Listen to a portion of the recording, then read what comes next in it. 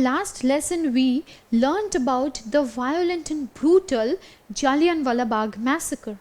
So many innocent lives were lost. So many people were brutally repressed and tortured and beaten up by the British officials. India was in a chaotic situation at this point of time. Leadership was required in order to organize a proper movement to overthrow the British colonial rule. Now we know that Mahatma Gandhi sought to bring about changes in the society. He tried to unite the masses. Now he knew that he had to bring together the Hindus and the Muslims so that they could together be numerically dominant and so that they could together overthrow the colonial rule. Now after the end of the First World War, Britain was on the winning side and the Ottoman Empire was defeated in the First World War. Now the leader of the Ottoman Empire was considered the spiritual head of the Muslim community. He was called the Khilafat. And the First World War, or rather the winning side of the First World War, brought about humiliating defeat on this leader, on this Khilafat. So Muslims all over the world were pitted against the British rule. They were against the British people. And it was likewise in the Indian subcontinent as well. The Muslims were filled with hatred against the Britishers. And so in India, the Khilafat movement was organized. This was a protest against the British decision to abolish the title of the Khalifa. And it was led by the Ali brothers, who were Muhammad Ali and Shaukat Ali. In March 1919, the All India Khilafat Committee was formed to aid this protest and give it an official status. So by this time, Mahatma Gandhi knew that he had to support this Khilafat movement, because it is only upon supporting the Khilafat movement that the Hindus and the Muslims together could be united. The Hindus were already severely enraged and infuriated after the Jallianwala Bagh massacre, so they readily accepted to be in support of the Khilafat movement. And Gandhi knew that if he could unite and bring on a common ground, the Hindus and the Muslims, then together could fight against the Britishers. So in the year 1920, the Indian National Congress now passed a resolution under Gandhi's leadership to start a nationwide non-cooperation movement against the British. But what could be considered the foundation of this thought of launching a non-cooperation movement? Gandhi believed that it was because of the cooperation that the Britishers received from certain sections of the Indian population that they were able to colonize the nation. And it is with these Indians' cooperation that the Britishers were able to continue and perpetuate their rule in the subcontinent. So this cooperation had to be stopped, and what was required was complete non-cooperation in every possible way. Because if the Indians did not cooperate with the Britishers, then the Britishers would be rendered impotent in continuing the rule in the subcontinent. And so this was the idea that Mahatma Gandhi had behind the launching of this non-cooperation movement. And initially in this non-cooperation movement, he had the support of both the Hindus and the Muslims together. Before proceeding with this lesson, let me ask you a question. When was the non-cooperation movement launched under Gandhi's leadership? Was it launched in 1920, 1922, 1919 or in 1921? Well, the correct answer is 1920. it was in the Calcutta session of the Congress in 1920 that under the leadership of Mahatma Gandhi, the non-cooperation movement was formally organized and launched. Now let us briefly look at the objectives of the non-cooperation movement. Now we learned that at the foundation of this non-cooperation movement was the idea that if the Indians stopped cooperating with the Britishers, then the colonial rule could no longer sustain itself. And so non-cooperation had to be done at all levels.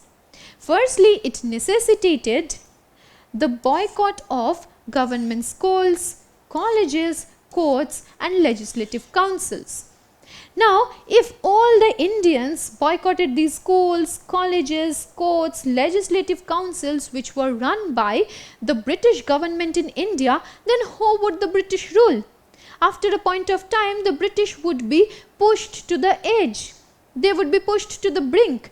They would no longer have their control over people if people stopped being controlled by the government, and so all kinds of government institutions required to be boycotted as per this non-cooperation movement. Then British goods which flooded the Indian markets also severely affected the Indian economy, because the Indian artisans and craftspersons were producing their own goods which were not being sold in the Indian markets. So it was very crucial to boycott all kinds of British goods. So all kinds of foreign products, all kinds of foreign goods were now to be replaced by the indigenous goods. So khadi cloths were now to be made and used by the Indian masses. So this was an indigenous thing. And by using their own clothes, by using their own products, Gandhi felt that the Britishers could be dealt a very severe blow. At the same time, this non-cooperation movement also necessitated the annulment of the Rowlatt Act. Now the Rowlatt Act was very repressive, it was very brutal. We learned that the Rowlatt Act stopped all kinds of political activities in the subcontinent. According to this act, the political prisoners could also be detained without trial for 2 long years. Press was censored, so it was very important to annul or nullify this Rowlatt Act. And last but not the least, this non-cooperation movement was to convince the British to adopt a lenient view towards Turkey. Now this was done so as to ensure the support of the Muslims in the non-cooperation movement, because we learnt that the Khilafat movement was launched as a protest against the British colonial rule by the Muslims for the abolition of the title of the Khalifa. And so Gandhi thought that it was very important to convince the Britishers to adopt a lenient view towards Turkey and undertake constructive programs which would together contribute to the well-being of the society. So these were the objectives that Mahatma Gandhi had in mind when he organized the non-cooperation movement. Now the non-cooperation movement was the first national level movement to be organized and launched by Mahatma Gandhi. Now I am sure many of you have seen that a particular incident elicits different kinds of responses from different groups of people. Suppose your school is opening after a long vacation. One group of students might be very interested to go back to school. They'll be very excited to go back to their classes again, while another group of students might not feel that good about going back to school. They would rather stay back home. So it is just one single incident, one single event that will necessitate different kinds of responses from different people. From this simple example, we could understand that no two people will have similar opinions, similar approaches to the same thing. And likewise, within the Indian National Congress, not all were in favor of this non-cooperation movement and boycott of foreign goods. That is to say, many within the Congress were against the boycott.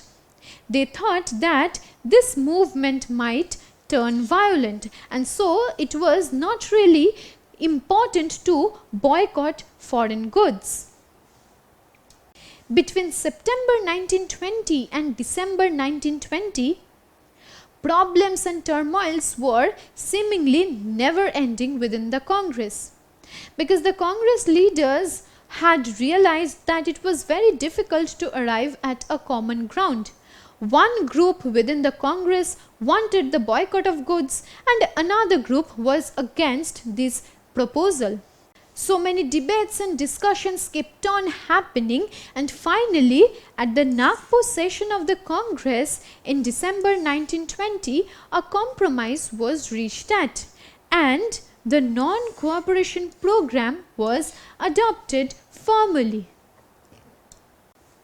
Now, owing to this non-cooperation program, now students across the country left government schools and colleges, and likewise headmasters and teachers also resigned. So these people thought that they should pry apart, they should break all kinds of links and associations between the Britishers and the Indians. So government schools and colleges were now empty and the Indians started boycotting these places. They thought that in this way they could compel the Britishers to leave the Indian subcontinent. But do you think education was supposed to be stopped? The Congress never said so, because the Congress was not of the opinion that the Indian masses should boycott the government schools and colleges and stop studying altogether. And so in order to continue the education of these people, Congress and several other national leaders now opened a number of national schools and colleges, and here students could enroll and continue their education. So many places like the Gujarat Vidyapit, the Kashi Vidyapit, the Bihar Vidyapit, the Tilak Maharashtra Vidyapit or the Jamia Millia Islamia University at Delhi were now established by Congress and other national leaders, so that these students, so that these people who boycotted the government schools and colleges could continue their education at these educational institutions. This non-cooperation movement gained the support from different sections of the society. Now there were many renowned lawyers who started giving up their government practice in support of the non-cooperation movement. So people like Vallabhbhai Patel, Asaf Ali, Motilal Nehru, Chittaranjan Das, C. Rajagopalachari now gave up their formal government practices so that they could also support the non-cooperation movement. Now during this time, the council elections that were held in 1921 were boycotted in most of the provinces apart from the Justice Party in Madras. So in most of the provinces, the council elections of 1921 were boycotted. But this Justice Party in Madras was a party of lower caste people.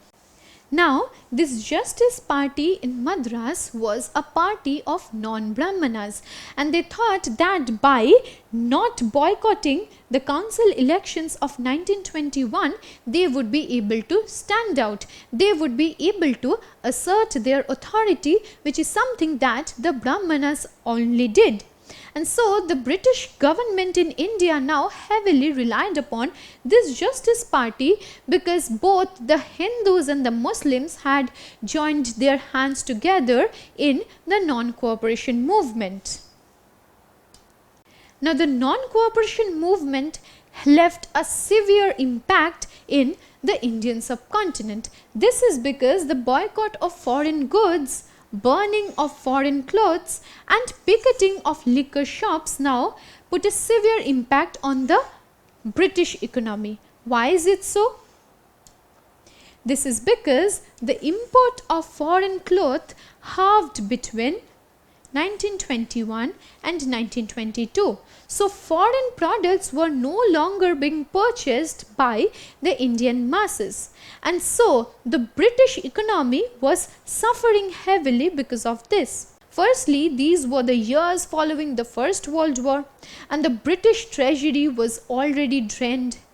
To top it, the Britishers were also not able to earn huge amounts of resources and revenue by exploiting the Indian masses. So in this way, this boycott proposal of the non-cooperation movement was really very helpful for the Indian masses. And when the import of foreign cloth now decreased in the Indian subcontinent, production of Indian textile like khadi and handlooms went up. So these indigenous products which had suffered because of so many foreign products flooding the Indian market were once again able to stand up on their own. But over the years, the non-cooperation movement gradually slowed down in the cities, and there are certain reasons why this non-cooperation movement began declining and slowing down. Firstly, the mass-produced mill cloth was more affordable to poor people than the khadi cloth.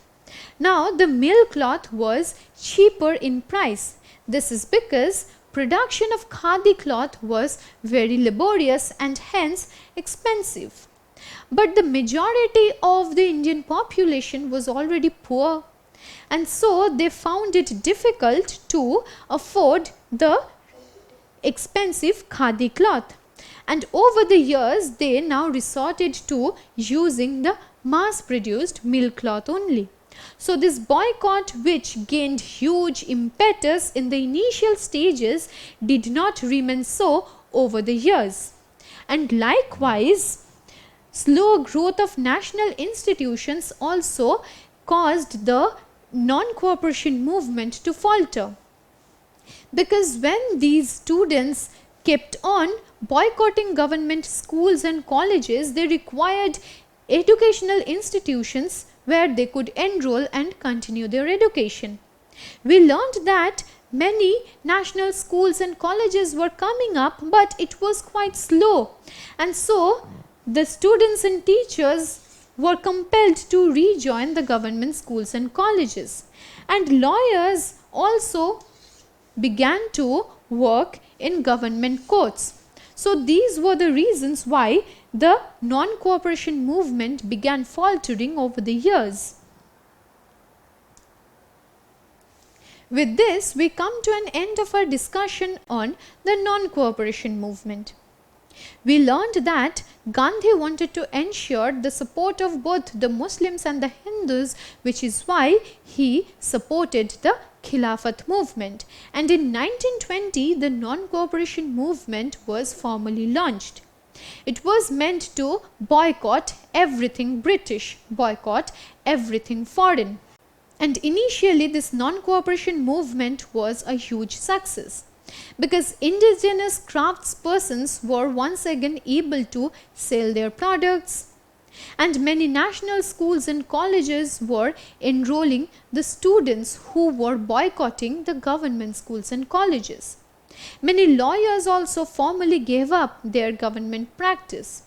But over the years, this non-cooperation movement was also doomed to fail, because it could not meet certain requirements and demands of the Indian masses.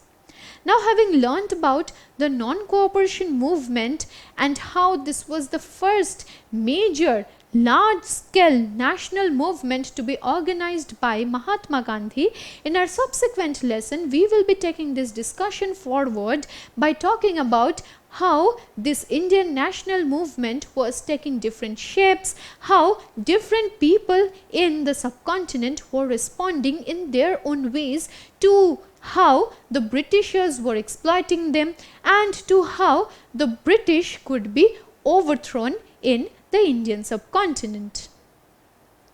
Don't forget to subscribe to our channel and hit the bell icon. You can also register for free at DeltaStep.com or download the DeltaStep app to learn one-to-one with our amazing teachers, or to get access to all our 5,000 plus amazing videos as per your school syllabus.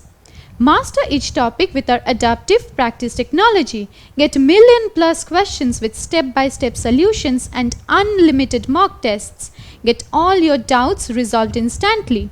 Learn via games and win amazing prizes like PlayStations and iPads. So at DeltaStep, learning is not just fun and easy, it's rewarding too. So register for free now.